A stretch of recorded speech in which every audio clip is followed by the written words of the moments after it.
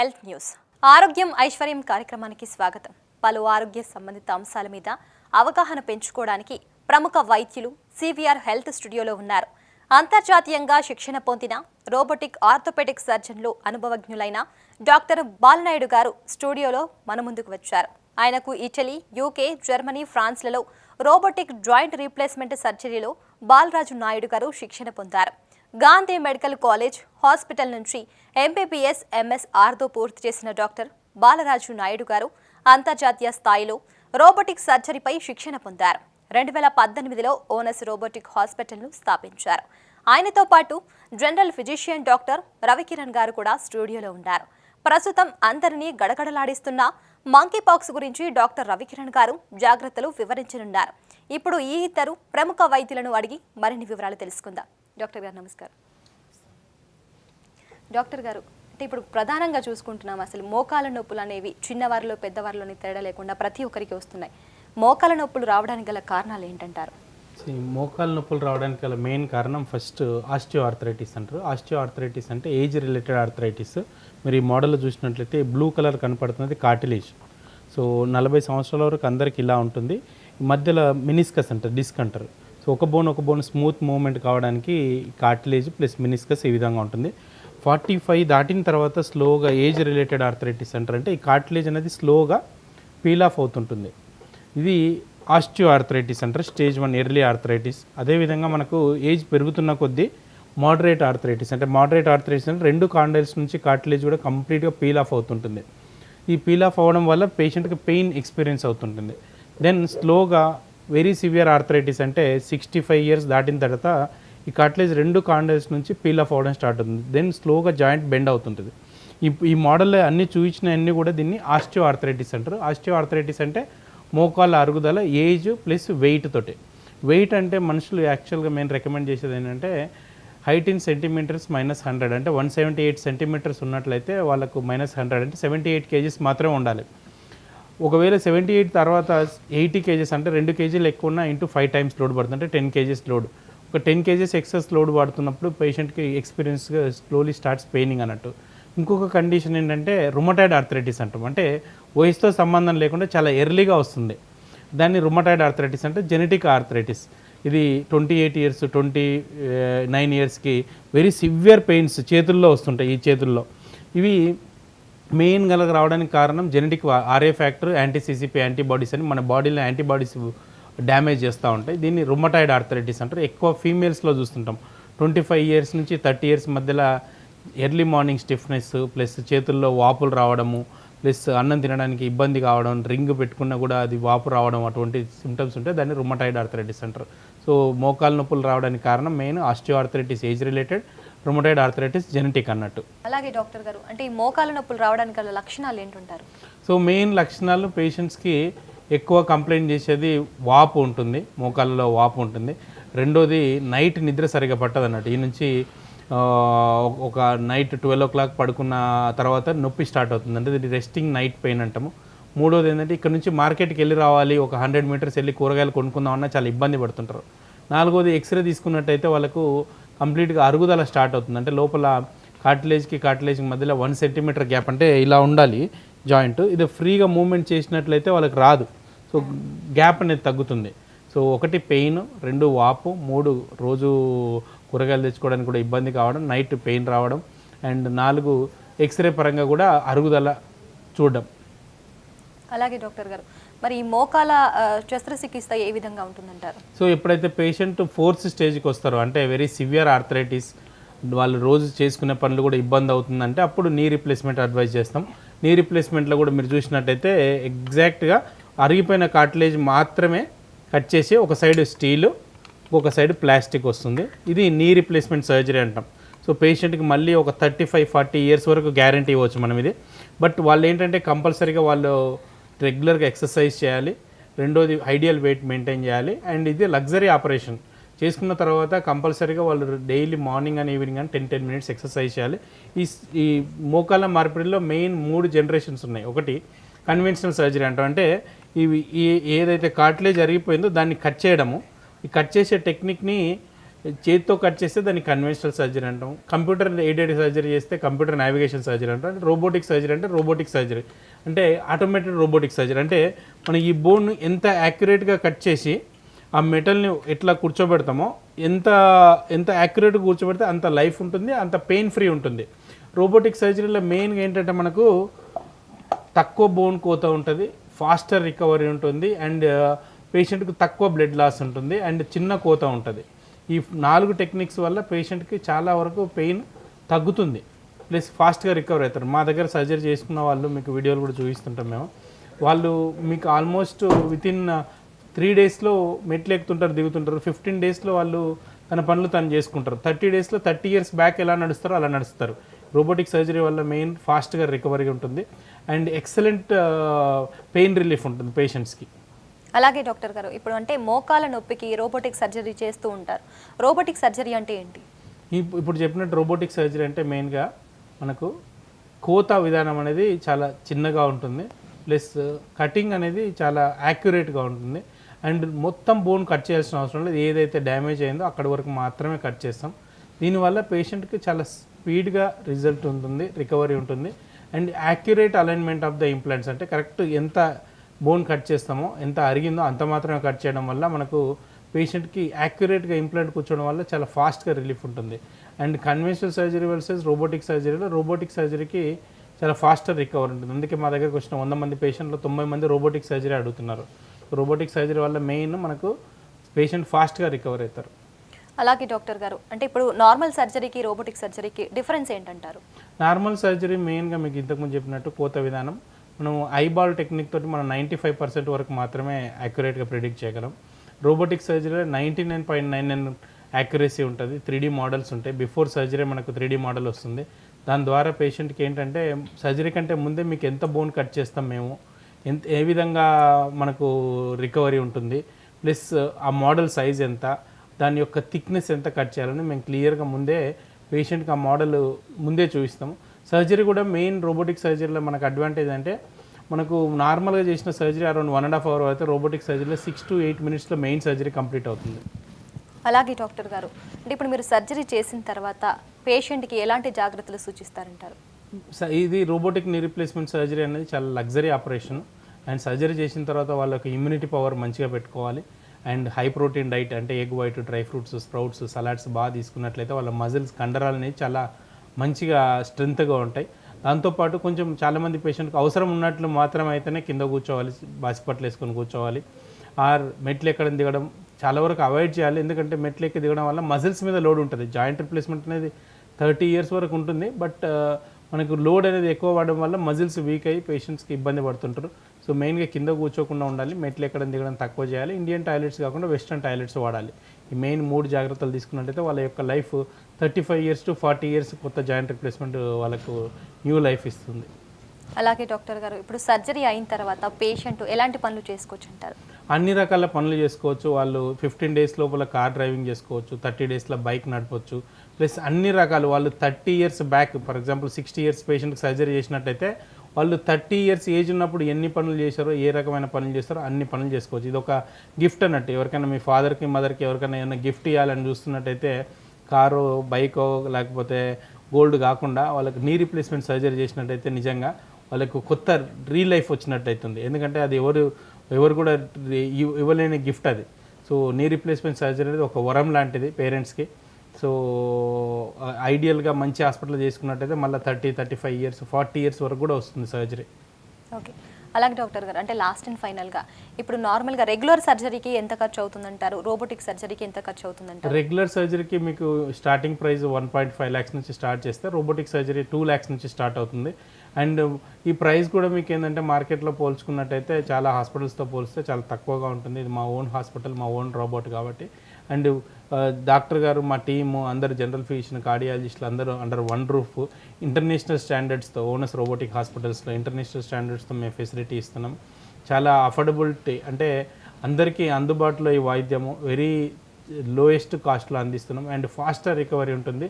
And patient కూడా చాలా excellent recovery ఉంటుంది. దీనికి మా యొక్క బాధ్యత ఉంటుంది. అండ్ మా దగ్గర చేసుకున్న పేషెంట్లు ఇప్పుడు మోర్ దెన్ 10,000 సర్జరీస్ పైన పేషెంట్స్ చేశాం. అలాగే డాక్టర్ గారు, మనము మంకీ పాక్స్ గురించి కూడా మరి డాక్టర్ రవికిరణ్ గారు కూడా ఉన్నారు, వారితో కూడా మాట్లాడదాం. ఈ నేపథ్యంలో కూడా మంకీ పాక్స్ అనేవి ఇప్పుడున్న కాలంలో చాలా విచ్చలవిడిగా విజృంభిస్తున్నాయి. మరి మంకీ పాక్స్ ను ఎలా నివారించవచ్చు ఏంటనేది కూడా డాక్టర్ రవికిరణ్ గారి మాటల్లోనే తెలుసుకుందాం. నమస్కారం అండి డాక్టర్ గారు. నమస్తే అండి. డాక్టర్ గారు, అసలు మంకీ పాక్స్ అంటే ఏంటి, ఇవి ఎందుకు వస్తాయంటారు? మంకీ పాక్స్ అనేది ఒక ఆర్థోపాక్స్ వైరస్ జాతికి సంబంధించిన డిసీజ్ అండి. ఎలా అయితే మనం చికెన్ పాక్స్, స్మాల్ పాక్స్ పేరు విన్నాం చూడండి, ఇది కూడా అదే జాతికి చెందిన వైరస్. ఎలాగైతే స్మాల్ పాక్స్, చికెన్ పాక్స్లో మనకి స్కిన్ మీద ర్యాష్ ఎలా ఉంటుందో, చికెన్ పాక్స్లో అలానే ప్రెజెంట్ అవుతుంది. అయితే ఇప్పుడు రీసెంట్గా ఏమైంది అంటే WHO వాళ్ళు, వరల్డ్ హెల్త్ ఆర్గనైజేషన్ వాళ్ళు 14th August రోజు PHEIC స్టేటస్ ఇచ్చారు మంకీ పాక్స్, అంటే public health emergency of international concern. దీని మీనింగ్ ఏంటిదంటే అది ఆఫ్రికా ఖండం నుంచి దాటి బయట దేశాలకి, బయట కాంటినెంట్స్కి వచ్చే ఛాన్సెస్ ఉన్నాయి, అన్ని దేశాలు జాగ్రత్తగా ఉండాలని చెప్పి 14th August రోజు చెప్పారు. అయితే 15th August రోజు ఫస్ట్ కేసు స్వీడన్లో బయటపడింది, అంటే యూరప్ కాంటినెంట్లో కేసు బయటపడింది. ఒక 5 to 10 days తర్వాత సింగపూర్లో ఒక 10 cases దాకా బయటకు వచ్చాయి. That means the disease is spreading out side of Africa. అందుకనే మన ఇండియన్ గవర్నమెంట్ కూడా ట్రావెల్ అడ్వైజర్ రిలీజ్ చేసింది, అంటే ఎయిర్పోర్ట్స్కి కానివ్వండి వీటన్నిటికి కూడా జాగ్రత్తగా ఉండండి, బికాజ్ మంకీ పాక్స్ కానీ ఇండియాకి వస్తే మళ్ళీ ఇంకొక కోవిడ్ అయ్యే ఛాన్సెస్ ఉన్నాయని చెప్పి అడ్వైజర్ రిలీజ్ చేసింది. That is monkey pox.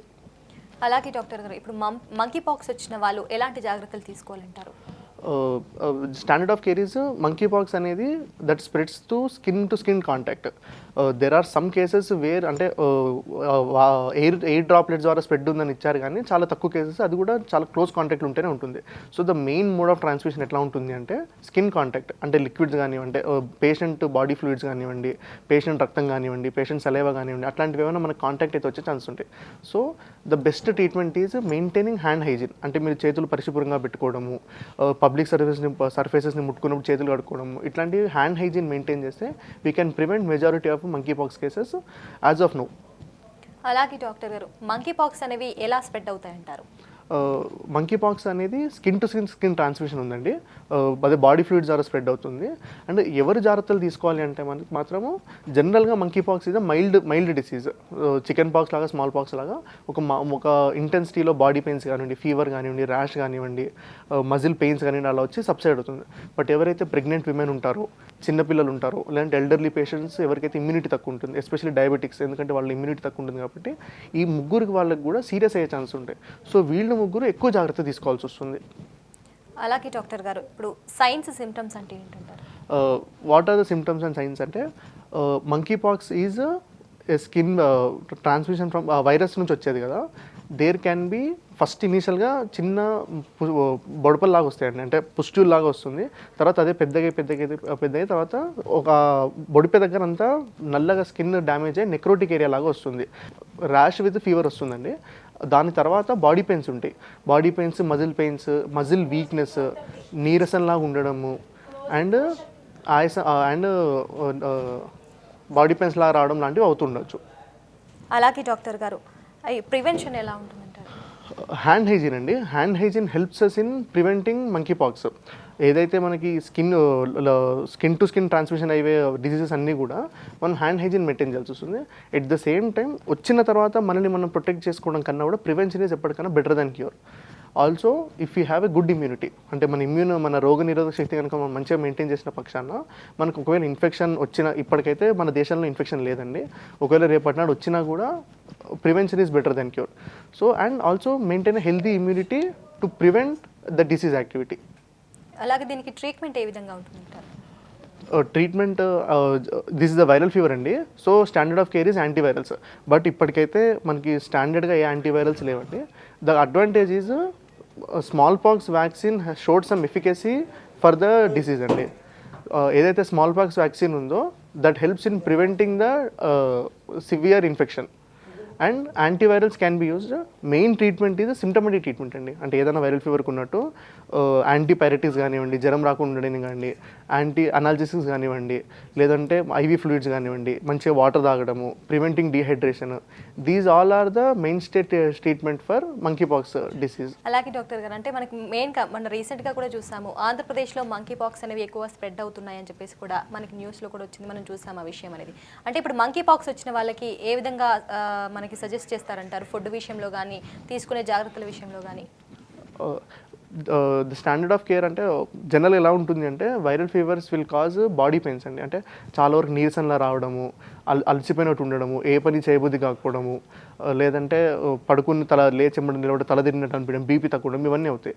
So diet అనేది మెయిన్గా ఎలా ఫోకస్ చేయాలంటే మనం సాఫ్ట్ డైట్ తీసుకోవాల్సి వస్తుంది. ఏదన్నా మనిషి వీక్ అయినప్పుడు వాళ్ళ డైజెషన్ సిస్టమ్ అనేది చాలా వరకు వీక్ అవుతుంది. Then they won't be able to digest food. So soft diet అంటే ఇడ్లీ లాంటిది కానివ్వండి, ఉప్మా లాంటిది కానివ్వండి, లేదంటే పెరుగన్నం లాంటిది కానివ్వండి, జ్యూసెస్ కానివ్వండి, నాన్ డయాబెటిక్స్ అయితే జ్యూసెస్ లాంటివి తాగు, డయాబెటిక్ పేషెంట్స్ ఉన్నారనుకుంటే ఫ్రూట్స్ ఇలాంటివి కానీ అలా చేయాల్సి వస్తుంది. అలాగే డాక్టర్ గారు, అంటే ఇప్పుడు మీరు ప్రజెంట్ పేషెంట్స్కి అంటే మంకీ పాక్స్ వచ్చిన వారికి కూడా మీరు ఏ విధంగా సూచనలు చేస్తారంటారు? ఫస్ట్ థింగ్ ఈజ్ ఇది స్కిన్, ఒకవేళ ఇండియాలో ఇప్పటిదాకా కేసెస్ లేవు కాబట్టి ఒకవేళ ఫస్ట్ కేసు ఎవరైనా వస్తే కనుక ఎట్లాంటి జాగ్రత్తలు తీసుకోవాలి అంటే కనుక first thing is isolation.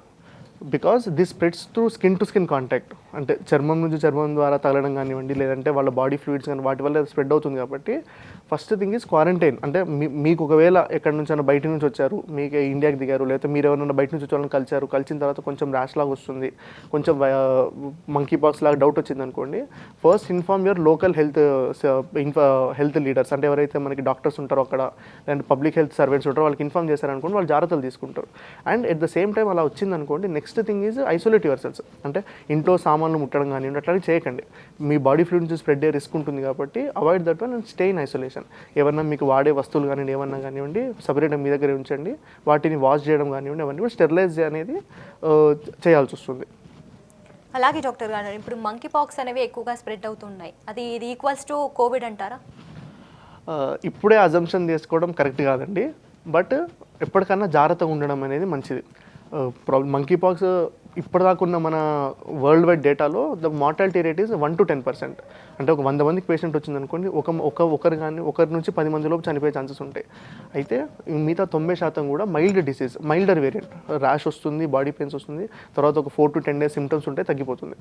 But ఆ 1 to 10 మెంబర్స్లో మనం ఎవరు ఉండొచ్చు అంటే immuno compromise, especially young people, లేదంటే యంగ్ చిల్డ్రన్ కానివ్వండి, ప్రెగ్నెంట్ ఫీమేల్స్ కానివ్వండి, లేదంటే ఎల్డర్లీ వయసు ఎక్కువ ఉన్నవాళ్ళు. సో వాళ్ళు ఎక్కువ జాగ్రత్త పడాల్సి వస్తుంది. అదర్వైజ్ హెల్తీ ఉన్న వాళ్ళు అంత భయపడాల్సిన అవసరం లేదు.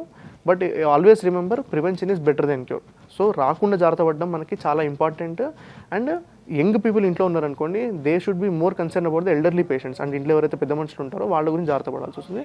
బట్ ఇప్పుడే కోవిడ్ అంత భయంకరమైన డిసీజ్ అని అనుకోవడం కరెక్ట్ కాదు. అలా అని చెప్పి మరీ దాన్ని తక్కువ అంచనా వేయడం కూడా కరెక్ట్ కాదు.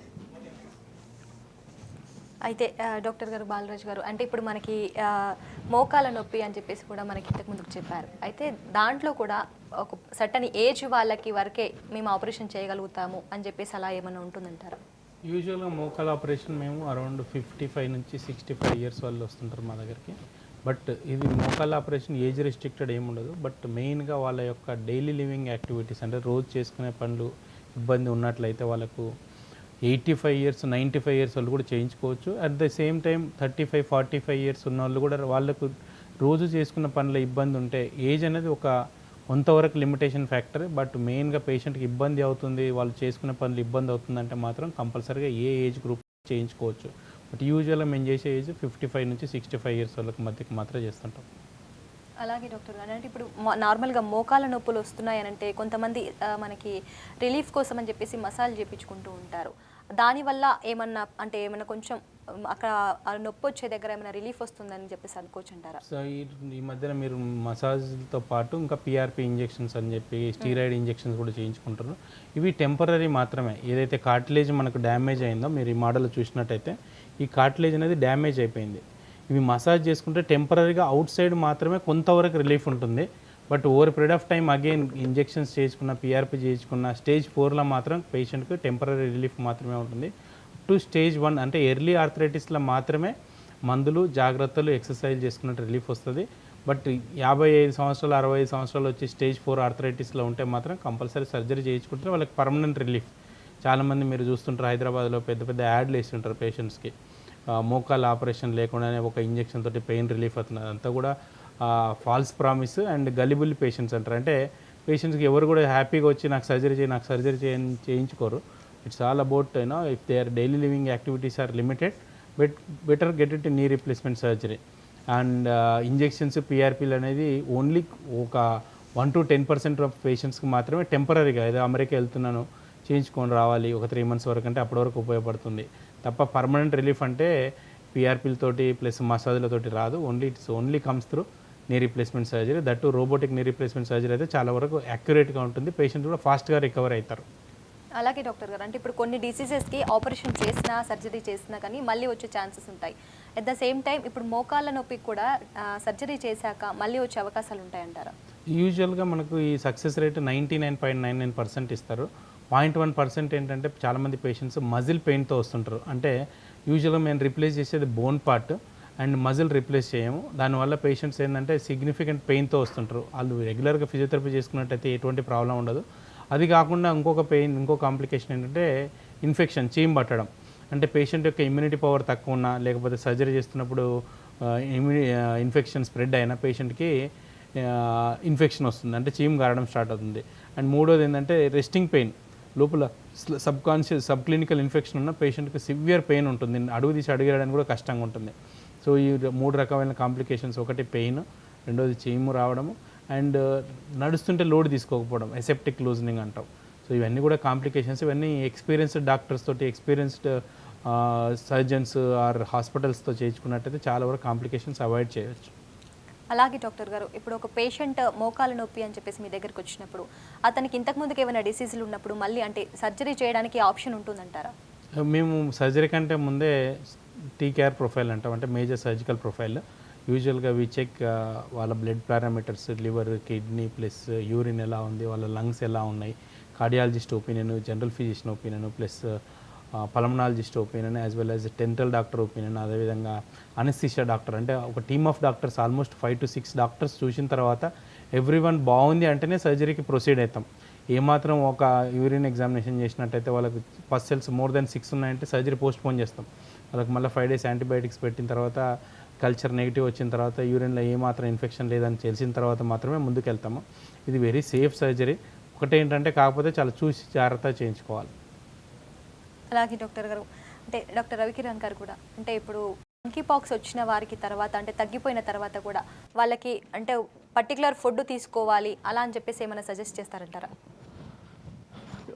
మంచి క్వశ్చన్ అండి. మంకీ పాక్స్ అంటే మన దేశంలో లేదు కానీ బయట దేశంలో ఉన్న సెన్సెస్ ప్రకారం ఎట్లా ఉంది అంటే, మంకీ పాక్స్ వైరస్ ఫీవర్ వచ్చి వెళ్ళిపోయిన తర్వాత మెజారిటీ ఆఫ్ ద పేషెంట్స్ ఒక 2 weeks to 3 weeks రికవర్ అవుతున్నారు. మ్యాక్సిమం 4 weeksలో దే ఆర్ కంప్లీట్లీ రికవరీ. ఆ రికవరీ టైంలో they are advise soft diet. ఏదైతే మనకి డైజెషన్ కష్టం కాకుండా ఉంటుందో, ఏదైతే మనకి ఆయిల్ ఫుడ్ ఎక్కువ లేకుండా, ఎక్కువ ప్రోటీన్ లేకుండా ఉందో అది తొందరగా డైజెస్ట్ అవుతుంది. సో ఇడ్లీ కానీ, ఉప్మా కానీ అట్లాంటివైనా సాఫ్ట్ డైట్ అడ్వైజ్ చేస్తారు. ఎవరికైతే 4 weeks తర్వాత కూడా జాయింట్ పెయిన్స్ ఉండడము, పోస్ట్ వైరల్ ఆర్థరాలజీ అంటారు, అంటే వైరల్ ఫీవర్ వచ్చి వెళ్ళిపోయిన తర్వాత ఒక 3 to 5 days తర్వాత జాయింట్ పెయిన్స్ స్టార్ట్ అవుతాయి. అంటే వేళ్ళు వాపు రావడము, వేళ్ళు మరచడానికి రాకపోవడము, టైట్నెస్ లాగా ఉండడము, కొంచెం జాయింట్ మూవ్ చేసినట్టు పెయిన్ రావడము, దీన్ని పోస్ట్ వైరల్ ఆర్థరాలజీ అంటారు. కొన్నిసార్లు ఏ వైరల్ ఫీవర్ కన్నా రావచ్చు. ఇట్లాంటి వాళ్ళకి మాత్రం మనం కొంచెం జాగ్రత్తలు చెప్తాం. వాళ్ళకి ఎట్లా ఉంటుందంటే హార్ట్ ప్యాక్ కంప్రెషన్ చేయడం కానివ్వండి, కొంచెము ఎక్కువ రోజులు సాఫ్ట్ డైట్ తినడం కానివ్వండి, అవసరం పడితే కొంచెము లిబరల్గా పెయిన్ కిల్లర్స్ వాడడం కానివ్వండి, అంటే ఒక డాక్టర్ సూచన అండర్ సూపర్విజన్ ఆఫ్ డాక్టర్ వాడడం కానీ ఇలాంటివి చెప్తాం. డైట్ పరంగా వన్స్ దే హ్యావ్ రికవర్డ్, అంటే వాళ్ళకి డైజెషన్ అవన్నీ అంటే బాడీ వాళ్ళకి చెప్తుంది ఇప్పుడు వద్దు తినలేము అని చెప్పి వామిటింగ్స్ లాగా అవడం అట్లా అవుతుంది. ఎప్పుడైతే ఆ సిమ్టమ్స్ అన్ని తగ్గుతాయో అప్పుడు they can start eating good protein food so that it will help in their recovery. అలాగే డాక్టర్ గారు, అంటే monkey pox first of all మనం ఎలా నిర్ధారించవచ్చు అంటారు? అంటే ఇప్పుడు మనకి వచ్చిందని చెప్పేసి మనం ఎలా నిర్ధారించవచ్చు అంటారు? 4 stages ఆఫ్ అల్సర్ ఉంటుందండి. ఫస్ట్లో ఓన్లీ స్కిన్ మాత్రమే కొంచెం ఎలివేట్ అయి ఉంటుంది. తర్వాత ఏదైతే ఎలివేషన్ ఉంటుందో, ఏదైతే స్వెల్లింగ్ ఉంటుందో దాంట్లో వాటర్ చేరుతాయి. తర్వాత అది కొంచెం డ్యామేజ్ అయ్యి 4th స్టేజ్లో మాత్రం మీకు స్క్రీన్లో కనిపిస్తుంది చూడండి, మొత్తం నల్లగా నెక్రోటిక్ ఏరియా వచ్చేస్తుంది. These are the stages of ulcer. మనకి స్మాల్ పాక్స్, చికెన్ పాక్స్తో అంటే స్మాల్ పాక్స్ ఎప్పుడు ఎరాడికేట్ అయిపోయింది, చికెన్ పాక్స్తో కంపేర్ చేస్తే lesions are bigger in size, ఇంకా పెద్దగా ఉంటాయి, ఇంకా పెయిన్ఫుల్ ఉంటాయి లీజన్స్, అండ్ ఎంటైర్ బాడీలో స్ప్రెడ్ అవుతుండొచ్చు. And time is 4 to 11 days.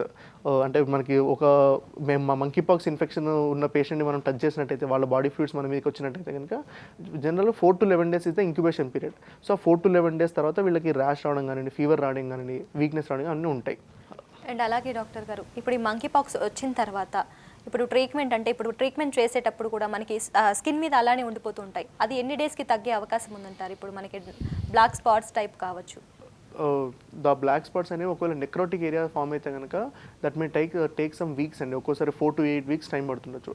Initial స్టేజెస్లో ఏవైతే మీకు స్క్రీన్ మీద కనబడుతున్న ఫొటోస్ ఉన్నాయో ఇనీషియల్ స్టేజెస్లో వచ్చి కనుక మనం గుర్తుపట్టి వాటి ట్రీట్ చేసుకోగలిగితే కనుక హోప్ఫుల్లీ తొందరనే దే విల్ వీన్ ఆఫ్, అంటే ఒక 4 to 8 days 10 daysలో కంప్లీట్ క్లియర్ అవుతుంది. బట్ ఎప్పుడైతే నల్లగా వచ్చి నెక్రోటిక్ ఫామ్ అవుతుందో దట్ విల్ టేక్ టైం, ఒక్కోసారి 4 weeks 8 weeks వరకు టైం పడుతుంది. ఏంటిదంటే మళ్ళీ దాంట్లో రీఇన్ఫెక్షన్ రాకుండా మనం జాగ్రత్త పడాల్సి వస్తుంది. ఎప్పుడైతే మనకి స్కిన్ ఓపెన్ అయ్యి అవుటర్ సర్ఫేస్కి ఎక్స్పోజ్ అవుతుందో ఆల్రెడీ వైరల్ ఫీవర్ వల్ల మన ఇమ్యూనిటీ వీక్ అయి ఉంటుంది, అండ్ దీని మీద ఆల్రెడీ ఓపెన్ సర్ఫేస్ ఉండడం వలన కొత్తగా super added infection, bacterial infections అంటాం, అలాంటివి రాకుండా మనం జాగ్రత్త పడాల్సి వస్తుంది. అలా అయిందనుకోండి కొత్తగా అంటే ఆ అల్సర్ ఎక్కడైతే అయిందో అక్కడ కొత్త ఇన్ఫెక్షన్ చేరి అంతా స్ప్రెడ్ అయ్యే ఛాన్సెస్ ఉంటాయి. సూపర్ యాడెడ్ కాంప్లికేషన్స్ డెవలప్ అవ్వచ్చు. ఈ మంకీ పాక్స్ తర్వాత కాంప్లికేషన్స్ డెవలప్ అయ్యేది ఇలానే, ఎప్పుడైతే ఇమ్యూనిటీ వీక్ అయిన తర్వాత ఈ అల్సర్స్ దగ్గర మనం జాగ్రత్త తీసుకోకపోవడం వలన లేదంటే ఇంకేదైనా కారణాల వల్ల మళ్ళీ ఇన్ఫెక్ట్ అయ్యి బాడీ మొత్తానికి ఇన్ఫెక్షన్ స్ప్రెడ్ అవ్వచ్చు. సెప్సిస్ రావడం కానివ్వండి, లేదంటే లంగ్స్లో ఊపిరితిత్తులో నీళ్లు చేరడము, ఊపిరితిత్తులో న్యూమోనియా రావడం కానివ్వండి, లేదంటే స్టమక్ ఇన్ఫెక్షన్స్ రావడం కానివ్వండి, ఇలాంటివన్నీ కూడా జరుగుతుండొచ్చు. సో ఏంటంటే ఈ కాంప్లికేషన్స్ అన్ని అవాయిడ్ చేయాలంటే you have to stay healthy. అలాగే డాక్టర్ గారు, అంటే ఇప్పుడు మీరు ఆల్రెడీ చెప్పారు, ఇప్పుడు ఈ మంకీ పాక్స్ వచ్చిన తర్వాత కూడా మళ్ళీ అంటే బాడీ మీద ఏమైనా ఎఫెక్ట్ చూపించే అవకాశాలు ఉన్నాయంటారు? అంటే బాడీ మీద పలానా పార్ట్స్ మీద ఏమైనా ఎఫెక్ట్ చూపించే అవకాశాలు ఉన్నాయంటారా? ఇప్పటికైతే we don't have any proper studies for that అండి, we have to wait for the studies. But the good thing is 90% of the illness has been a mild form of illness, అంటే normal rash లాగా వచ్చి recover అవుతుంది. There are some cases where there have been complications, అంటే అవయవాల మీద effect పడడం కానివ్వండి, ఏది కూడా మనకి ఇంకా క్లియర్ కట్ కన్సెన్సస్ లేదు.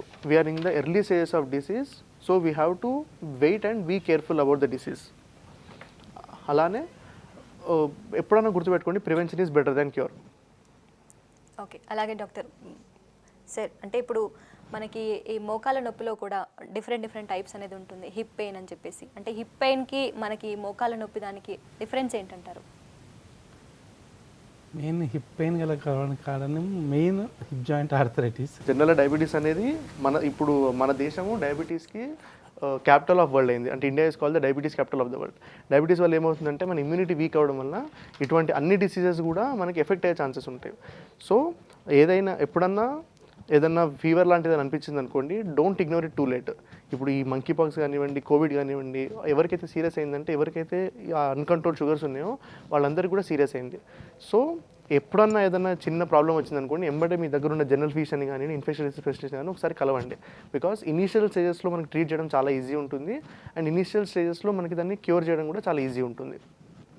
అలాగే డాక్టర్ గారు, థైరాయిడ్ గురించి కూడా చెప్పండి.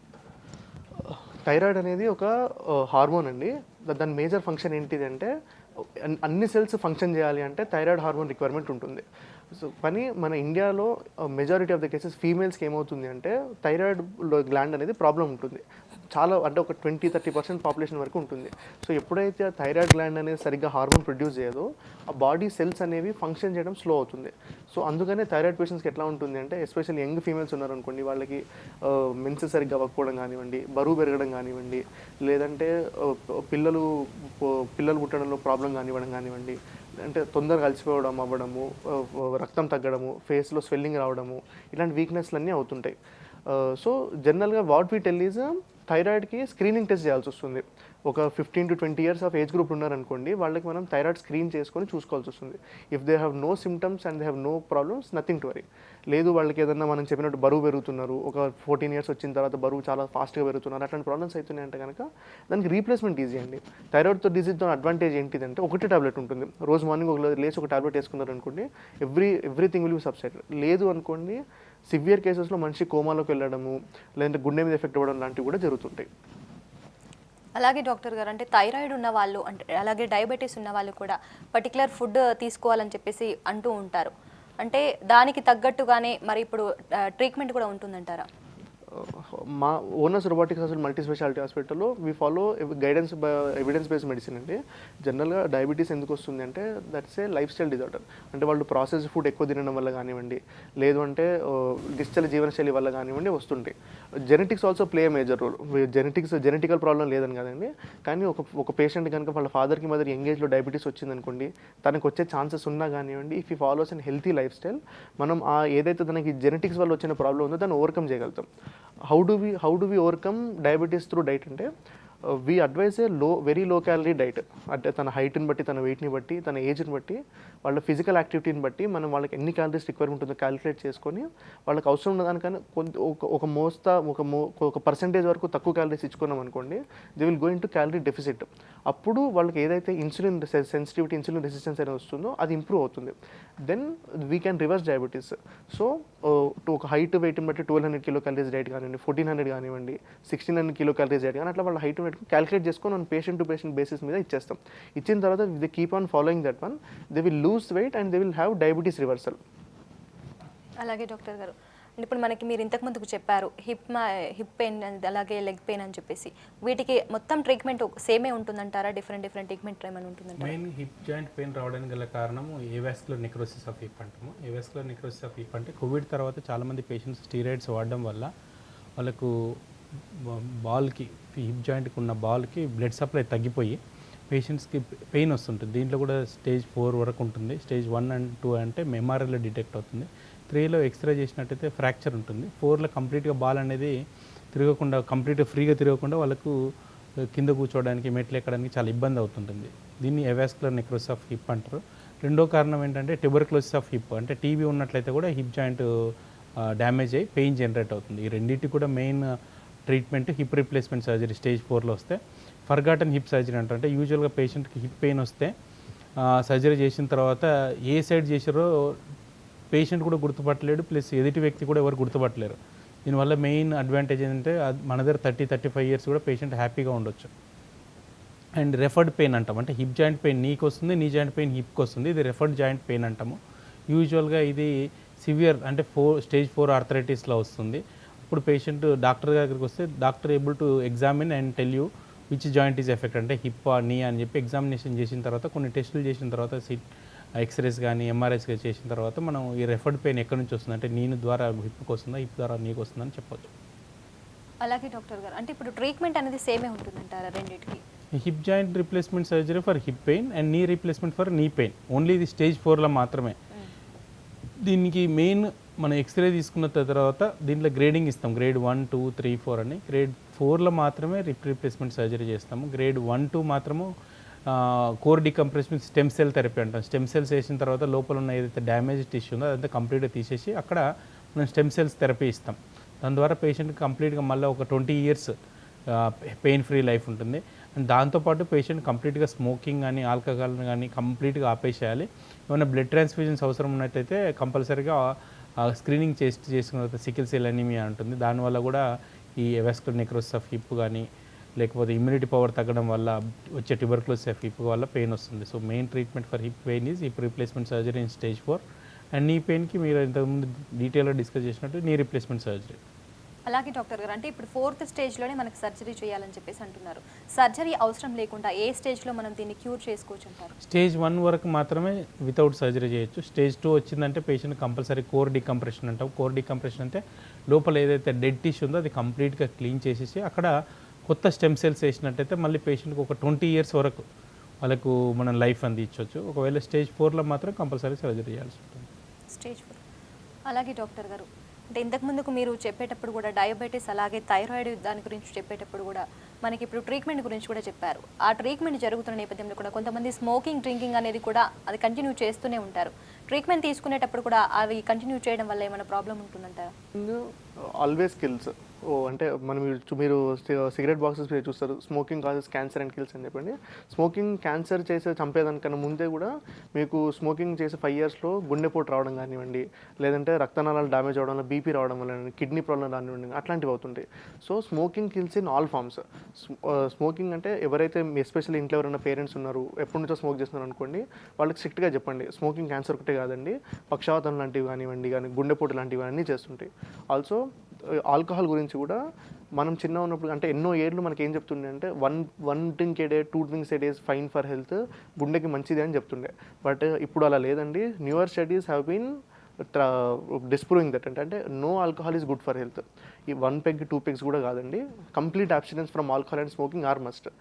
ప్రాబ్లం ఏమవుతుందంటే ఎన్నో years we have been told that 1 peg alcohol consumption, 2 pegs of alcohol consumption is good అన్నారు. But that is not true.